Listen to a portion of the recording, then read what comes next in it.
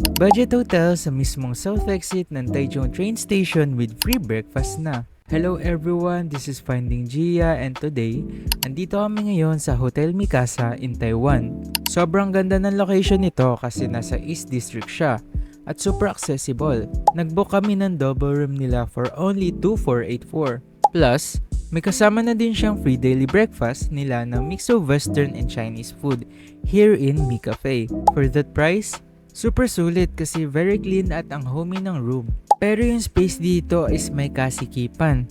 But look, meron silang balcony area na perfect for morning air. Also, meron na din ditong mini fridge, work area, at TV. Then yung CR is maganda din with shower, blower, and toilet kaso walang bidet. If gusto mo makatipid on your next trip, you can book this via Agoda and use our Agoda code below para makatipid ka on your next trip.